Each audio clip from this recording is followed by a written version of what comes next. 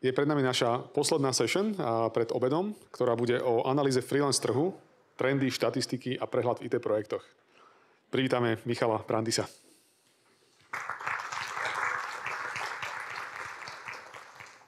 Ďakujem vám teda veľmi pekne za účasť. Ako ma uviedol moderátor. A dneska sa budeme vlastne rozprávať hlavne o freelancingu ako takom v oblasti IT. Je to trošku špecifický segment voči iným oblastiam, ako je marketing alebo stavebníctvo. Takže ďakujem. Moje meno je Michal Brandis. Som v podstate od roku 2021 Key Account Manager pre Titans Freelancers. Zastrešujem spoluprácu s viac ako 20 majoritnými klientami našej spoločnosti. Sú to lokálne firmy, ale aj nadnárodné korporácie. Za svoju kariéru som pomohol nájsť stovkám freelancerov ten správny projekt pre nich a prečítal cez 1000 životopisov a asi dosť o mne. Ako spoločnosť Titans Freelancers pôsobíme na trhu už viac ako 10 rokov a teraz v najbližších dňoch to bude aj naše 11. výročie priamo. A venujeme sa posilňovaniu IT tímov pre našich zákazníkov, tých správnych IT špecialistov a zase opačne pre tých freelancerov sa snažíme nájsť ten správny projekt pre nich. Za našu históriu sme pomohli viac ako 1000 freelancerom nájsť si projekt, ktorý je pre nich vhodný a celkovo našu databázu tvorí 27 000 IT špecialistov. Ak sa teda pýtate, ako funguje vlastne taký IT freelancing, tak na začiatku, kto je to freelancer, je možno to dôležité. Freelancer je človek, ktorý má nejaké know-how a je ochotný ho predávať komerčne. To znamená za odplatu firma. Freelanceri sú ľudia, ktorí prichádzajú na projekt, keď ich projekt potrebuje, alebo daný zákazník, zotrvajú taký čas, ako oni chcú a ako zákazník potrebuje a za svoju prácu si nechajú adekvátne zaplatiť. A následne si hľadajú projekt iný. To znamená, že je to také flexibilný spôsob fungovania, na rozdiel od trvalého pracovného pomeru, kedy zamestnávate sa v jednej firme a ste tam najlepšie 20 rokov. A freelanceri sú ľudia, ktorí striedajú firmy, projekty, tímy a budujú si sieť, budujú svoje know-how a ďalej ho šerujú tam, kde prídu. Freelanceri v dnešnej dobe sú integrálnou súčasťou tímu. Kedysi dávno, môžem ísť tak cirka niekde 5 až 10 rokov dozadu, ešte stále freelanceri boli ľudia, ktorí prišli na projekt niekde, dostali nejakú časť práce, ktorú robili solo, bez toho, aby museli alebo mali komunikovať s inými členmi tímu, v podstate dostávali izolované úlohy a boli tak povediac trošku aj izolovaní ľudsky. V dnešnej dobe je freelancer na IT projekte integrálnou súčasťou. Je to človek, ktorý sa zúčastňuje meetingov, má kontakty na ľudí, ktorí mu robia onboarding, s ktorými úzko spolupracuje, venuje sa úlohám, šeruje knowledge, ktorý vlastne nadobudol on za svoju kariéru s ostatnými členmi tímu, ale opačne ho aj prijíma. Hej? To znamená, že nie je to outsider, ako tomu bývávalo. Vnímame v posledných rokoch 10 veľký trend na Slovensku nástupu freelancu na full time. Čo to znamená v praxi? Keď ste freelancer, máte dve možnosti. Buď to budete robiť čiastkové práce, to znamená, máte 4, 5, 6 klientov, pre ktorých robíte menšie veci. Musíte často content switchovať medzi zákazníkmi, prostrediami a spôsobom práce, ako u toho daného klienta sa priamo pracuje. Keď robíte na kvázi freelance na full time, tak ste dedikovaní, celý svoj pracovný čas dedikujete jednému klientovi, u ktorého môžete pôsobiť na 1, 2, maximálne 3 projektoch v zásade, ale máte jedno prostredie, jedny pravidlá hry, jeden spôsob fungovania a celý svoj fokus dávate vlastne tomu jednému klientovi.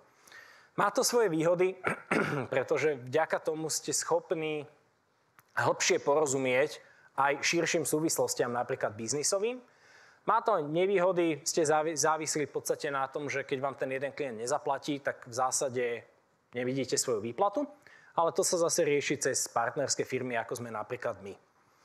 Kariéra IT freelancera, ako som spomínal, spočíva v tom, že zostrvávate, dohodnete si na začiatku nejaký timeframe, alebo či už je to časový rámec, odkedy dokedy tam budete pôsobiť, v akom rozsahu, alebo aký zoznam úloh vlastne potrebujete spraviť, za čo vás bude klient platiť.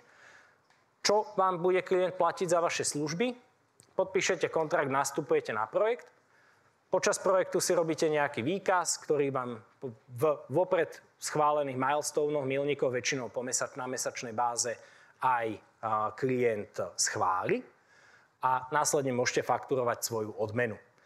Keď končí projekt, tak vy zostávate buď to u klienta a podpíšete nový kontrakt, ak bola spolupráca vzájomne benefitná, pokiaľ nie, hľadáte si nový projekt, nového klienta, nové zameranie. Výhoda pre freelancera je v tom, že na rozdiel od zamestnanca, ktorý je niekoľko rokov v jednej firme, obvykle aj v jednom tíme, freelancer vystrieda tých tímov viac. Tým pádom zvýši si soft skills, zvýši si ale aj schopnosť lepšie porozumieť širšiemu kontextu u rôznych zákazníkov a zároveň vlastne sa stáva aj istým spôsobom väčším odborníkom, nakoľko berie know-how z rôznych firiem, z rôznych tímov, z rôznych prostredí a snaží sa vlastne v sebe vyextrahovať to najlepšie z najlepšieho. Preto sú freelanceri aj cenným tovarom na trhu, by sa dalo povedať. Celkovo aktuálne vnímame veľký trend nárastu projektového zamerania firiem alebo projektového riadenia. Je to trend, ktorý už vnímame 20 rokov cirka, alebo 15. Čím ďalej, tým viac silne. Firmy pri projektovom fungovaní sa zameriavajú na to, že majú vytvorenú nejakú bázu interných ľudí. Firma od firmy, tie percentá sa líšia. Sú firmy, ktoré majú 25% interných, stabilných ľudí. V tíme sú firmy, ktoré to majú 95%, v závislosti od veľkosti. Ale nikdy to nie je 100%. Prečo? Pretože je to pre tie firmy výhodné, že nemusia stále udržiavať technologický knowledge všetkých svojich ľudí na potreby a nemusia byť vendor locknutí ani technologicky na to, že keď teraz mám tu core 80% mojich vývojárov sú dotneťáci, alebo C#, .NET, alebo Pythonisti, ale páči sa mi technológia táto, ale tá je bohužiaľ postavená na Java, ale ja ju chcem využiť, tak keď mám 100% vyťažiť svojich ľudí, tak nemôžem, lebo nemám ich to kto spraviť. Preto firmy naopak preferujú trend najať si určité percento tých ľudí, ktorých potrebujú, práve ako freelancerov, pretože prichádza hotový človek. Prichádza človek, ktorý je odborníkom v danej technológii, v danom spôsobe práce a následne im pomôže v tom, v čom potrebujú. A keď ho už nepotrebujú a nemajú pre neho job, nič sa nedeje, proste mu nepredložia kontrakt na ďalšie obdobie a ten človek končí a je s tým úplne v poriadku. Taktiež sa predĺžuje spolupráca firma freelancer. To je takisto veľmi silný trend, ukážem vám to za chvíľočku aj na grafoch, kedy freelanceri zostávajú u toho istého zákazníka pôsobiť aj po ukončení ich doby určitej, teda nejakého kontraktu, ktorý môže byť na 3, 6, 9, 12 mesiacov uzatváraný, ostávajú toho zákazníka a buď to pokračujú na novom projekte, alebo ešte dorábajú nejakú funkcionalitu existujúceho projektu a tým pádom podpisujú opätovne nový kontrakt. A čo je ešte možno takým zaujímavejším trendom, mali sme tu COVID a ten všetkých vyhnal na home office, to všetci vieme, alebo teda na minimálne kombinované nejaké čiastočné sedenie u zákazníkov a zbytok práce z domu. Ale tento trend, ako si takisto ukážeme, nebol len covidom spôsobený. Respektíve covid nás naučil a rozšíril tento trend fungovania remote alebo kombinovanej práce z domu a u klienta aj neskôr.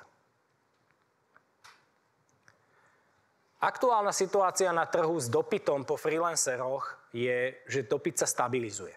Najväčší nárast bol medzi rokmi 2020 a 2021, kedy ten dopyt takmer sa zdvojnásobil. Ten nárast bol 93% voči roku 2020. Následne vplyvom ekonomických, makroekonomických vplyvov ten dopyt klesol. A opäť vnímame, že v roku 2023 klesol znovu. Tie dôvody, prečo sa to udialo, bol najmä ten, že v roku 2020 väčšina firiem začala šetriť. Pretože začal COVID, spanikárili tie firmy, nevedeli, čo sa bude diať, bude kríza, nebude recesia, budeme mať na to peniažky na nový projekt alebo nie. To znamená, že v prvej polovici roka, v prvej polovici roka 2020 aj čiastočne v druhej polovici roka 2020 sa takmer nepúšťali nové projekty. Ten technologický dlh u niektorých firiem ročný, u niektorých 1,5 ročných dohnal v roku 2021, kedy náhle potrebovali doplniť tie stavy tých ľudí, aby im mali reálne s tými technológiami a vecami, ktoré potrebujú spraviť, či už sú to nové interné systémy alebo upgrady, aby ich mal kto urobiť. Preto ten nárast tak dramaticky vlastne stúpol až takmer dvojnásobne. Následne, aby sme toho nemali málo, v roku 2022 začala vojna. Takže opäť nastala panika v prvej polovici roka, čo spôsobilo, ten trend by bol rovnaký. Spôsobil to dramatický pokles pozícií a projektov. Následne v roku 2023 už môžeme hovoriť o recesii. Nakoľko v druhej polovici roka 2022 naozaj udrela na tie obrovské nadnárodné korporácie, ktoré v podstate určujú trendy trhu, tak udrela nutnosť šetriť a vytvárať si zásoby pre prípad toho, že jednoducho tá kríza príde a oni budú musieť z niečoho žiť, lebo nebudú zarábať dostatočne veľa a potrebujú uspokojiť shareholderov. To znamená, že v roku 2022, hlavne v druhej polovici, začala obrovská vlna šetrení. To znamená, že v tej druhej polovici sa neotváralo také množstvo projektov, ale opačne, freelancerom to stále sa vyvážilo trochu, čiastočne, pretože keď firma berie zamestnanca, ona s ním počíta na 10 rokov. Nech vám hovorí ktorýkoľvek človek čokoľvek, ale v zásade každý HRista chce, aby berem TPPčkára, berem človeka na hlavný pracovný pomer, aby tu bol aspoň 10 rokov, lebo iba to je úspech. Kiežto, keď berete freelancera, tak ho berete na maximálne rok. Hej? Nič viac, nič menej a potom sa uvidí, takže je to pre nich flexibilnejšie. V roku 2023 bol stále ten trend recesný, to znamená, že všetci čakali, vyčkávali, nejaké projekty sa spustili. Tá korekcia, ako môžete vidieť, nebola až taká dramatická medzi týmito rokmi a nazvali by sme to stabilizáciou. Stále je tých projektov v roku 2023 viac, ako bolo v roku 2020. Ako som spomínal už predtým, priemerný čas na projekte sa predlžuje. Je to práve spôsobené aj tým, že keď je vám dobre u daného klienta, všetko je v poriadku nastavené, ste spokojní s peniazmi, máte v pohode tým, tak nemáte dôvod nezostať. A pokiaľ klient má pre vás prácu, tak pochopiteľne vyškoleného človeka, ktorý tu teraz mi robil rok, povedzme, nejaké systémy, tak chcem ho aj na ďalší rok, kvartál, pol rok, aby pokračoval ďalej. Roky 2020 a 2021 sú z pohľadu zotrvania na projekte absolútne totožné. Toto je priemerný na dĺžka, koľko mesiacov v priemere naši freelanceri zostávali na projekte. Celkovo, myslím. Následne v roku 2022 práve aj vplyvom šetrení sa menej firmy púšťali do nových vecí a do hiringov nových, ale o to viac si chceli práve ponechať tých ľudí, ktorí už boli naskilovaní. A 2023 rok bol úplne rovnaký a tam nám to vyskočilo až o 10% viac. Čo znamená, že reálne v priemere, keď si zoberieme, ako dlho zostane freelancer na projekte, je to 23 mesiacov. Skrz všetky technológie, skrz všetky role. Celkovo. Zase, na druhú stranu, ten iniciálny čas, znamená, že to je dĺžka v počte mesiacov, je to dĺžka, na ktorú vy nastupujete na ten projekt. Je to to, že na začiatku prídete ku klientovi a dohodnete si spoluprácu na nejaké obdobie a to je práve tá iniciálna spolupráca. Ten difference medzi iniciálnou spoluprácou, ktorá bola v minulom roku na úrovni 7,5 mesiaca približne, voči tomu, ako dlho tí ľudia reálne zostávali na projekte, že to bolo 23 mesiacov, ten rozdiel je obrovský. Čo v praxi znamená, že každý z týchto ľudí v podstate viac ako trojnásobne 3-krát predĺžil ten kontrakt, aby zostal. Lebo im to vyhovovalo. Ten pokles, je tam rastúci trend tej spolupráce iniciálnej, lebo aj klienti začali chápať, aj firmy vlastne začali chápať, že keď zoberú človeka, tak nejaký čas ho trvá dostať na ten projekt. Dostať ich do ich vlastných procesov, že to nejakým spôsobom je okolo toho nejaký maintenance, ako to voláme, a neoplatí sa im to skrácovať. A preto vlastne sa snažia čo najdlhšie na začiatok udržať tam toho človeka. Ten dramatický pokles medzi rokmi bol spôsobený práve panikou v rámci financií u klientov, lebo tí klienti si jednoducho neboli istí, či vôbec budú mať za 6 mesiacov, za 9 mesiacov ešte rozpočet na daného freelancera. Nakoľko viackrát u rôznych klientov sme aj práve aj v minulom roku zažili to, že schválili si rozpočty na IT, na nejaké projekty na 1 rok, povedzme, a následne prišiel o 6 mesiacov neskôr, im oznámil ich investor, to znamená, rozumiete, matka, shareholdery, board, že ten budget treba zredukovať o 50%. 30, 20, 50 u niektorých zákazníkov. Preto si oni neboli istí tým, že či naozaj vedia zagarantovať tú robotu na to dlhšie obdobie a radšej išli po kratších kontraktoch. Väčšina z nich sa hýbala na úrovni 6 mesiacov alebo 9. To bola majorita. Forma spolupráce.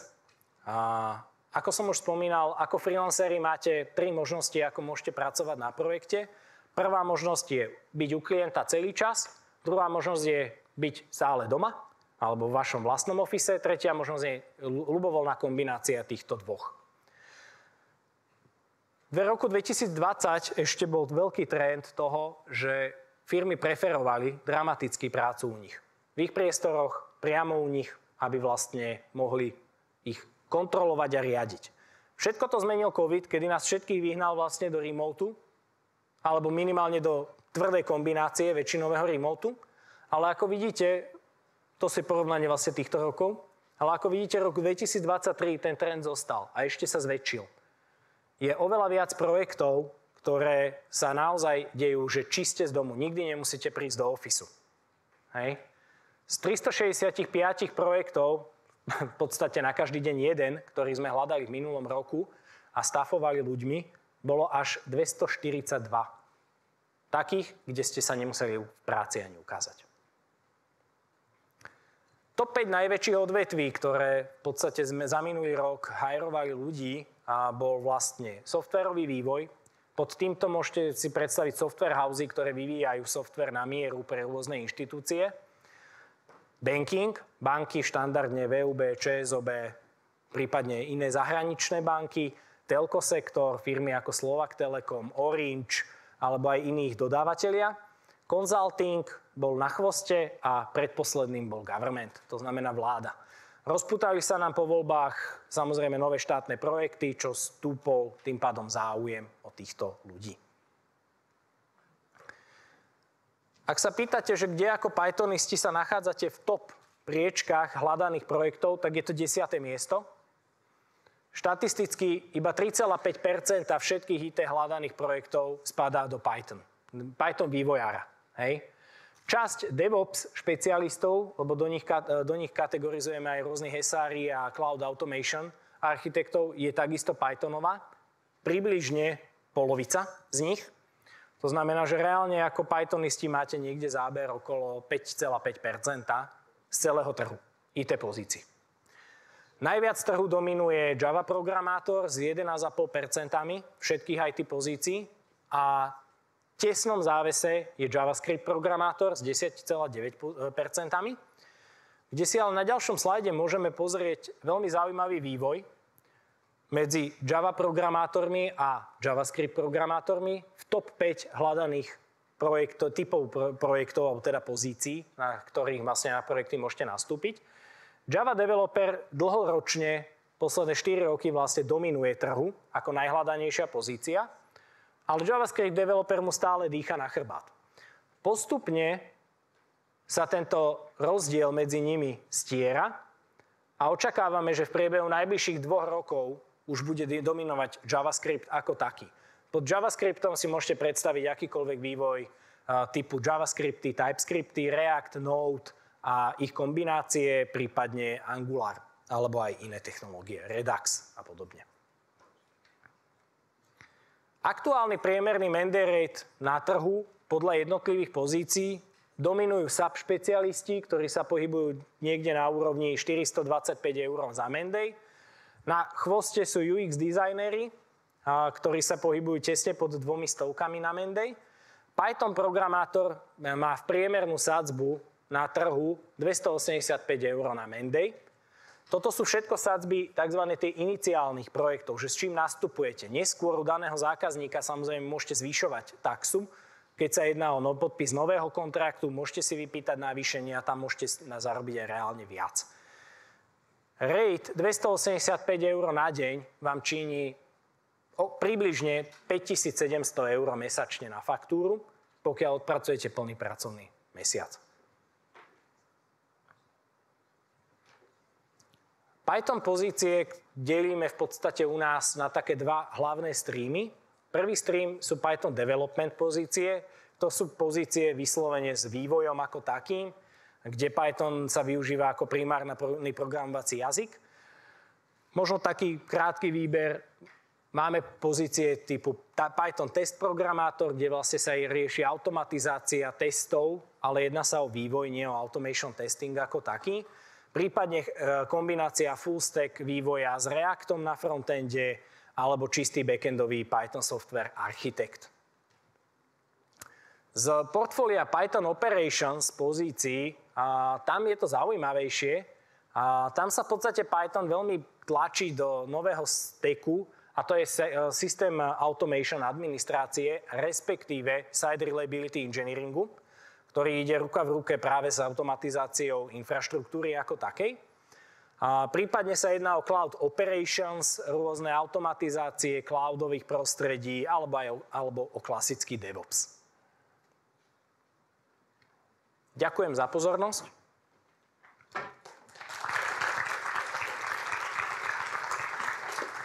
Teraz bude priestor na otázky a následne na krátky Kahoot quiz, či ste si aj niečo zapamätali z toho, čo som hovoril.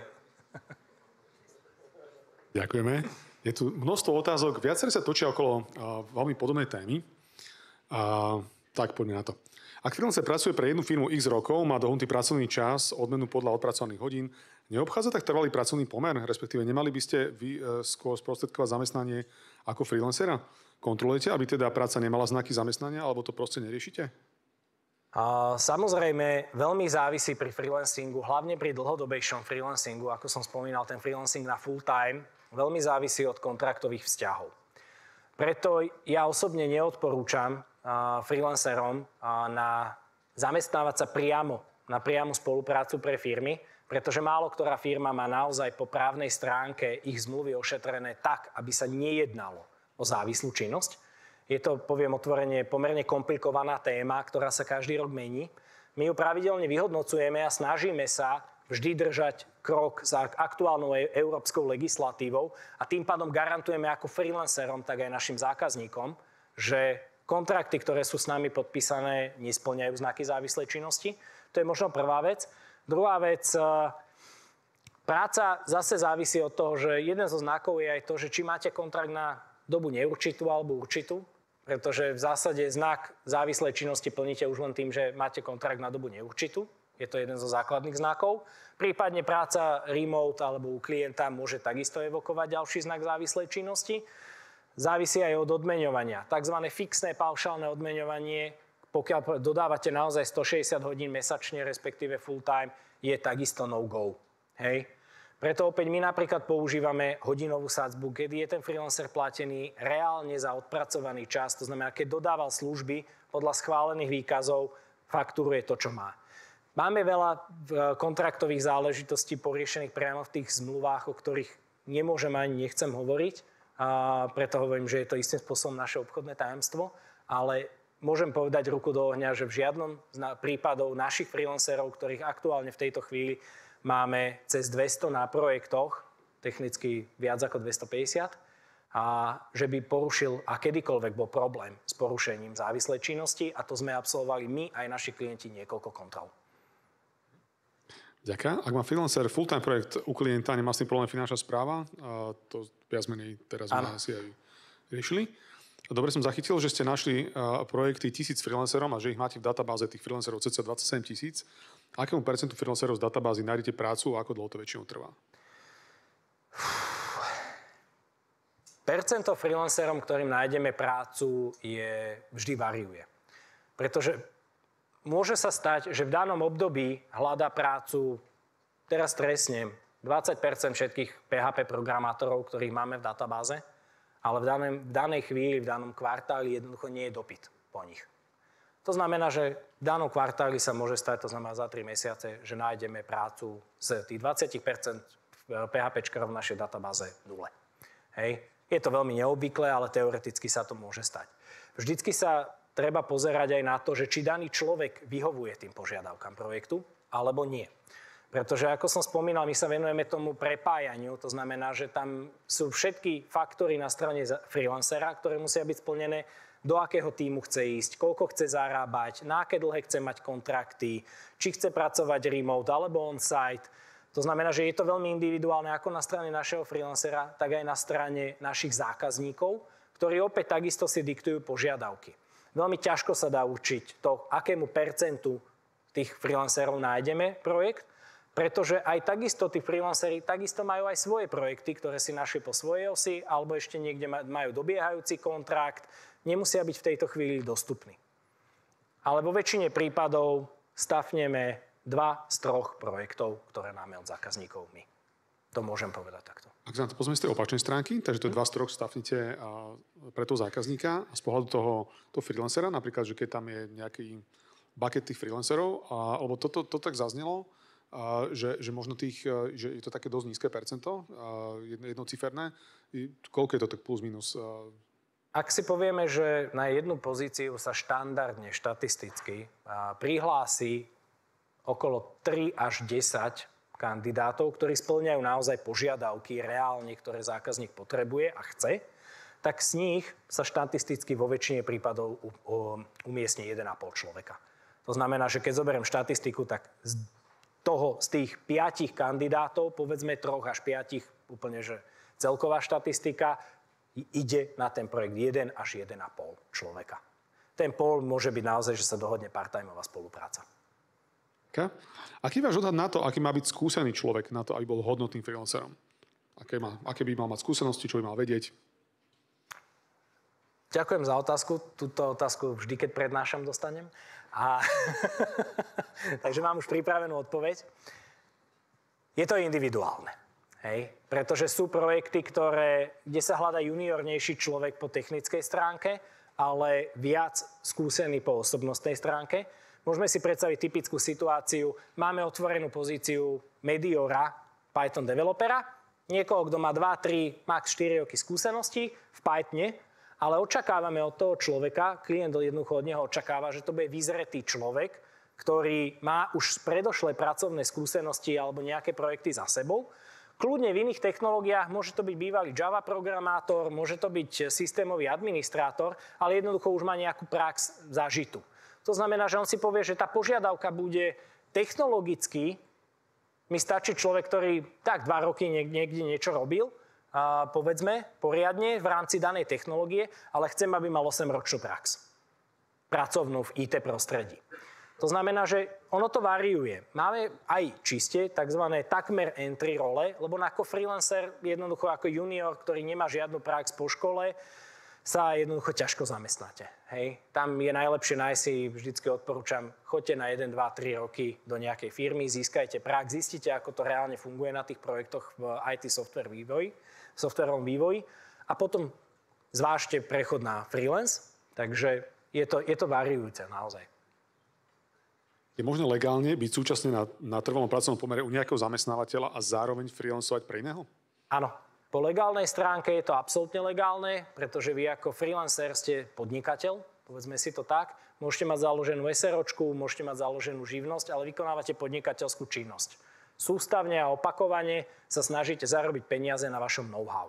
Pokiaľ vás neblokuje nejaká konkurenčná doložka u daného zamestnávateľa, u ktorého máte trvalý pracovný pomer, čo sa zvykne napríklad robiť pre high-tech projekty, kde je proste nejaký fokus na využitie nejakých špecifických technológií, napríklad healthcare industry, tak kľudne môžete paralelne s tým pracovať aj ako freelancer.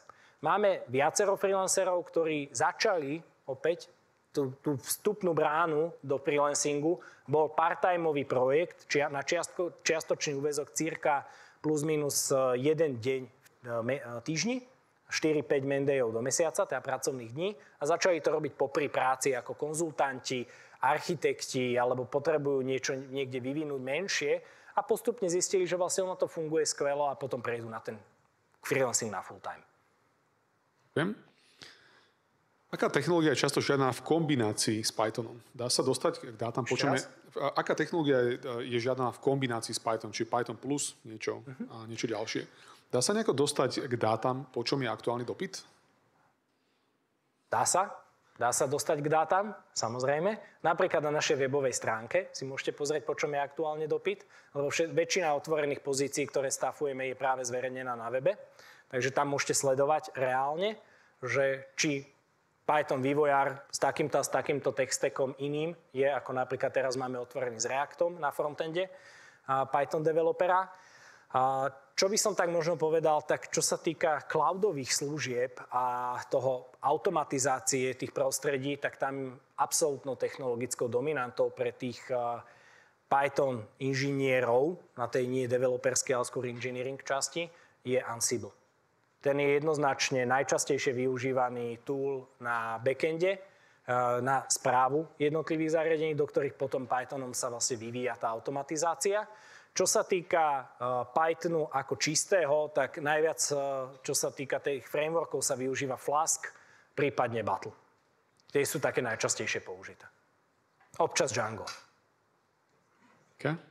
Modelový príklad. Dostanem 6 000 eur na faktúru, koľko z toho plus minus zostane po zdanení? Veľmi hrubý odhad. Veľký a hrubý odhad? Veľký a hrubý odhad závisí od toho, či je to živnosť alebo SROčka.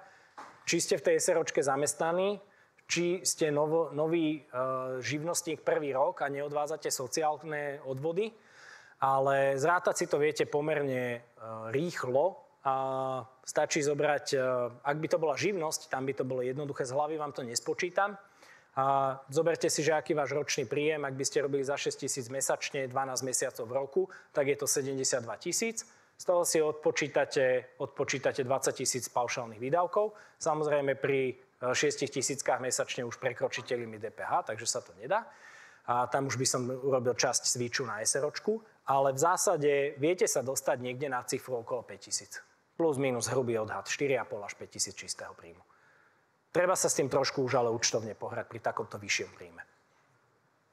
Ako je to po právnej stránke? Freelanceri faktúrujú alebo pracujú na zmluvu? Majú to všetci rovnako? Alebo je rozdiel medzi tými, čo pracujú pre klienta full time a tými, čo majú viacerých klientov?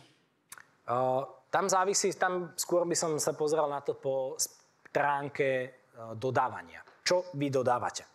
Máte v podstate dve možnosti. Buď to dodávate dielo, to znamená niečo spravím, za čo dostanem zaplatené, napríklad analýzu, alebo jednorazový výpayment, ktorý môže byť rozdelený, ale v zásade dodávam nejaké dielo, alebo dodávate svoj pracovný čas ako freelancer, že budem sa dívať na toto a budem robiť všetko, čo je v mojom záujme najlepšom a dodám za ten daný čas to, čo mám.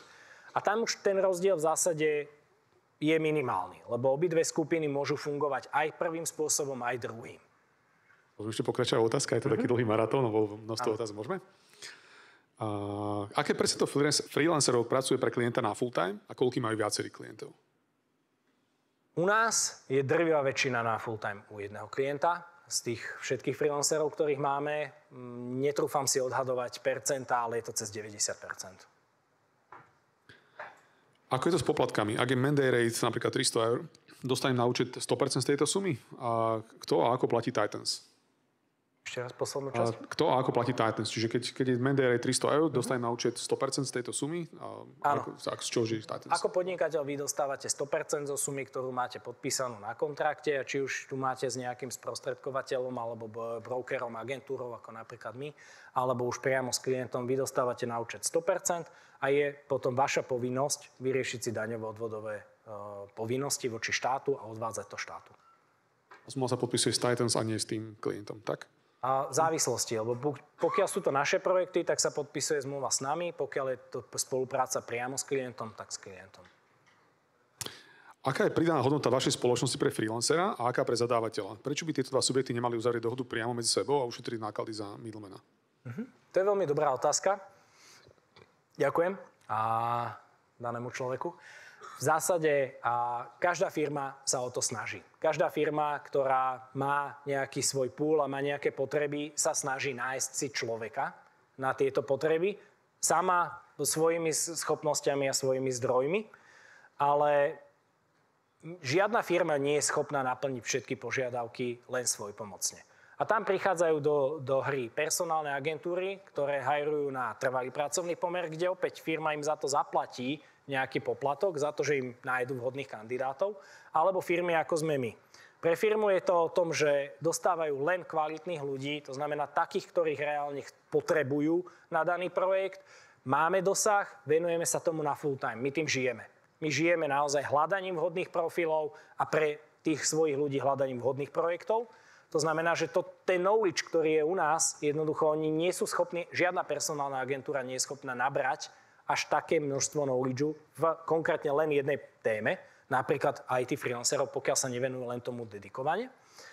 To je možno benefit pre klienta. A benefit pre freelancera je zase na tej druhej strane to, že my preberáme na seba väčšinu zmluvných pokút a zároveň aj celú tú garanciu. Ak ten freelancer má počas tej práce akýkoľvek problém, tak sa na nás vie vždy obrátiť a my ten problém spolu s ním vyriešime. Ako dochádza k overeniu schopností freelancera? Nedochádza k prestreleniu schopností? Veľmi často. Ako na strane zákazníka, keď píšu požiadavky na daného človeka, každý chce supermana a najlepšie zadarmo, a keď už nie zadarmo, tak za evričko na deň. A na druhej strane väčšina freelancerov preceňuje svoje schopnosti alebo aj vôbec na trhu práce. Tam prichádza vlastne, u nás je taký trojstupňový filter kandidátov. Jeden stupeň riešia vlastne naši sourcery, ktorí priamo komunikujú o požiadavkách. Druhý potom riešime my na accounte a tretí si rieši klient. Dobre, a keďže freelance kontrakt je na dobu určitú, nie je to výhodou v prípade žiadosti o hypotekárny úver v porovnaní so zamestnancom, ktorý má väčšinou zmluv na dobu neurčitú? V dnešnej dobe už väčšina zákazníkov, pokiaľ máte povedzme takýto dlhodobejší kontrakt uzavretý, už väčšina tých bank to nerieši. Väčšinu bank zaujíma iba to, že či máte, aký príjem ste mali ako živnostníci za predošlý rok alebo firmy, a či máte nejaký podpísaný kontrakt, ktorý vám istým spôsobom dopomôže k tomu zachovať si tento príjem. Takže nevplyvá to na hypotéku. Čo týka veľkosti spoločností, ktoré používajú a najčastejšie freelancerov, veľké, stredné a aký sektor je zastúpený? To zastúpenie je v prospech veľkých spoločností, kde je väčšina, ale nepovedal by som, že povedzme, že tesná väčšina a ten zvyšok sú malé a stredné podniky. Teraz ešte by som sa opýtal poslednú otázku, alebo akurát nám končí čas. Akú podporu poskytujete freelancerom na vašich projektoch?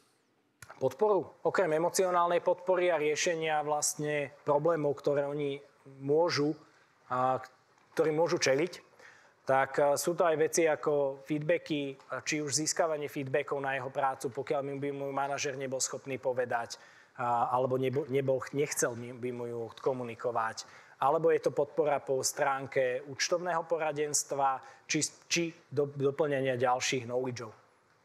Ešte neutekajte, čaká nás Kahoot, takže nech sa páči.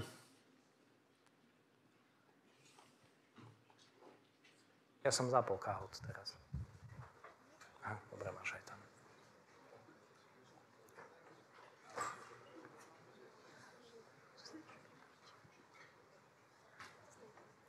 Ešte raz? Ak si dáte kahoot.it, tak cez tento PIN kód sa môžete pripojiť. Prípadne, ak vám to zoberie ešte telefón, tak si naskenovať QR kód. Optimus Prime. Najlepšie meno.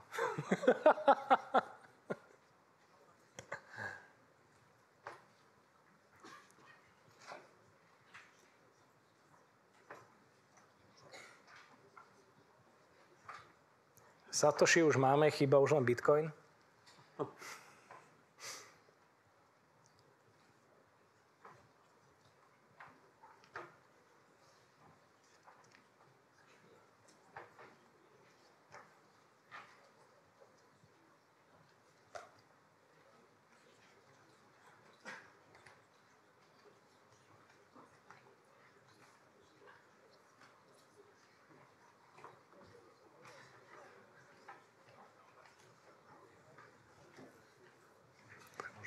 štartovať. 52. Posledných pár sekúnd na registráciu.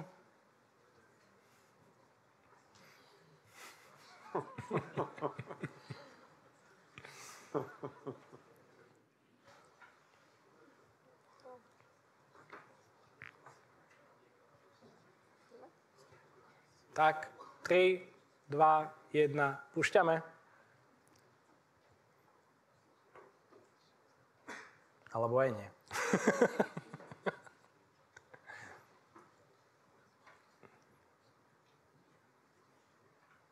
Koľko projektov sme obsadzovali v roku 2023? Prvá možnosť 500, druhá možnosť 365, tretia 450 alebo 200?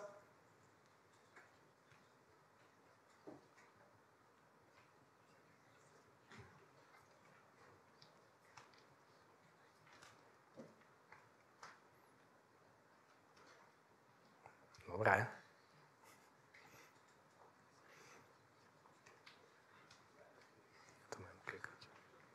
Môžeme aj. Zorate typ spolupráce podľa najväčšieho zastúpenia v roku 2023. Bola to spolupráca on-site, hybridná, to znamená kombinácia on-siteu a remote, alebo remote. Čiste práca z domu. Čoho bolo najviac, stredne a najmenej? Posledné 4 sekundy, 3, 2, 1.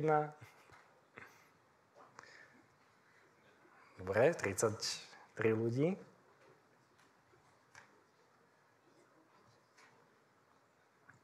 Tretia otázka. Aká bola najdopytovanejšia pozícia v roku 2023 v Titans? Python programátor, tester, Java programátor alebo JavaScript? Najdopytovanejšia. Najviac projektov otvorených.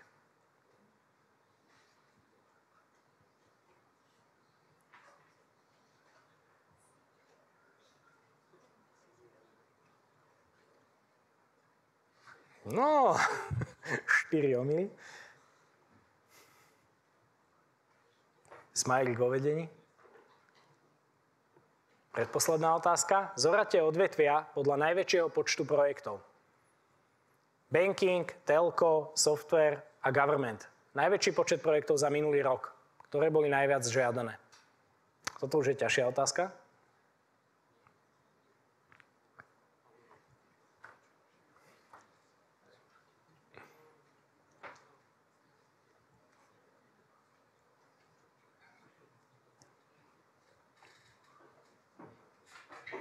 Posledné sekundy. A ideme. 27 ľudí. Wow, prekvapili ste ma. Zamiešalo to poradím. Generál Kenobi vo vedení. S Optimusom Primeom. Trend dĺžky spolupráce klient-freelancer sa predĺžuje. Je to pravda alebo nie? Jedná sa o celkovú spoluprácu, napoviem vám.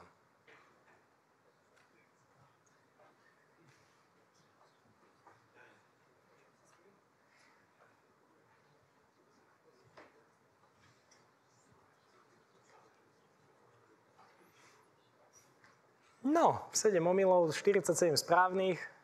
A výsledky? Skoro anonym gratulujeme k 3. miestu. Marta z 2. miesto, gratulujeme. A 1. miesto získava Optimus Prime. A poprosíme Optimus Prime, aby si prišiel aj po hodnotnú odmenu.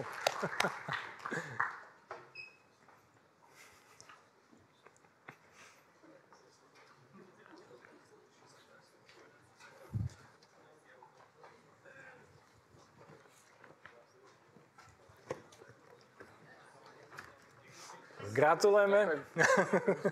Nech sa páči. Podles pre Optimusa a zároveň aj pre Michala. Ďakujem veľmi pekne a dobrú chuť k obedu. Ďakujem aj ja vám.